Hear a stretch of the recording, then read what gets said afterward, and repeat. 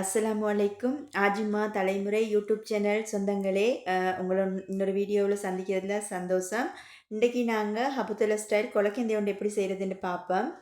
அதுக்கு அரிசி கொஞ்சம் எடுத்து வச்சிருக்கிறேன். அதோட வெந்தயம், அரிசியையும் வெந்தயத்தையும் தண்ணியில் போட்டுட்டு அதுக்கப்புறம் அதை வந்து அடுப்பை பற்ற வச்சு விடணும்.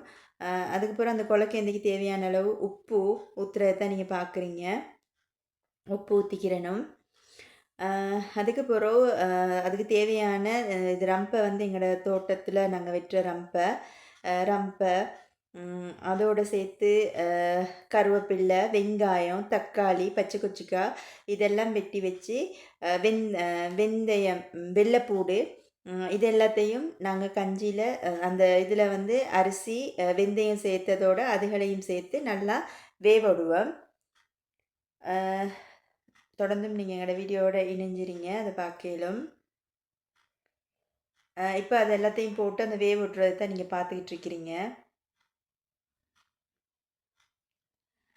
இப்போ இதில் வந்து அரிசியோட வெந்தயம், வெள்ளைப்பூடு, பச்சை கொச்சிக்காய், தக்காளி, கருவேப்பில்லை, ரம்பை இதெல்லாம் போட்டு வெந்துக்கிட்டு இருக்கி. உப்பு ஊற்றியாச்சு.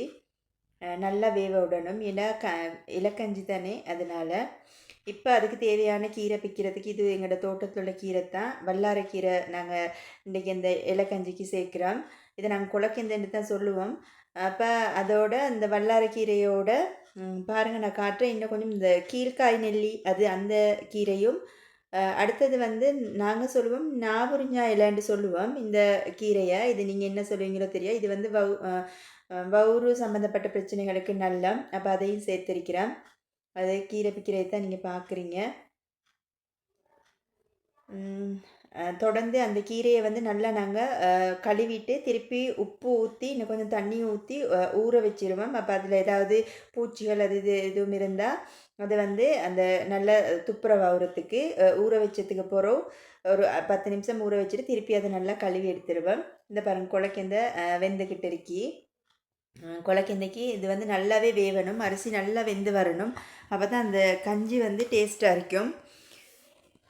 நல்லா இப்படி வெந்துக்கிட்டு இருக்கக்குள்ள அதுக்கப்புறம் அந்த கீரையும் அடுத்தது வந்து தேங்காய் திருவி எடுத்து அதையும் நல்லா அரைச்சி அதில் முதலாவது எடுக்கிற அந்த தலைப்பாலோடு எடுக்கிற அந்த கீரை சாரை வேறையாகவும் அதுக்கப்புறம் தண்ணி பாலோடு எடுக்கிற கீரை சாரை வேறையாகவும் எடுத்து வச்சுக்கிடுவோம். இப்போ பாருங்கள், நல்லா கொதிச்சிருக்கி. இது வந்து ஊற்றுறது நாங்கள் தண்ணி பாலோடு சேர்த்து எடுத்த கீரை, அந்த சேர்த்து எடுத்த பால், தண்ணி பாலோட கீரையை போட்டு அந்த எடுத்த பால் தான் இது. இதையும் ஊற்றி நல்லா வேவ விடணும். நல்லா கொதி வந்த பிறகு தான் அடுத்தது அந்த தலைப்பாலோட நாங்கள் கீரை சாறு எடுத்ததை நாங்கள் பிறகு ஊற்றுவோம். இப்போ பாருங்கள், அது நல்லா கொதித்து வந்துருச்சு. இப்போ தான் நாங்கள் தலைப்பாலோட அந்த கீரை சாறு உள்ள அந்த இது இன்னும் கொஞ்சம் நல்லா டிக்காக இருக்கும். இதை இப்போ நாங்கள் ஊற்றிக்கிடுவோம். ஊற்றி இதையும் கொஞ்சம் ஓரளவுக்கு தான் கொதிக்க வைப்பேன். மிச்சம் கொதிக்க வைக்க மாட்டேன். என்கிட்ட மிச்சம் கொதிக்க வச்சா அதில் உள்ள அந்த கீரையில் உள்ள அந்த சத்தெல்லாம் பெயருன்றதுக்காக ஊற்றி கொஞ்சம் கொதி வரக்குள்ள நாங்கள் அடுப்பை அப்படியே நிப்பாட்டிடுவேன். எங்களோட ஹபுத்தல ஸ்டைல் குலக்கேந்த ரெடி. இப்போ நீங்கள் பார்த்துட்ருக்கிறீங்க. நல்லா டிக்காக இருக்கும். அரிசியெல்லாம் நல்லா வெந்திருக்கி, நல்ல டேஸ்ட்டாக இருக்கும். அதே நேரம் உடம்புக்கும்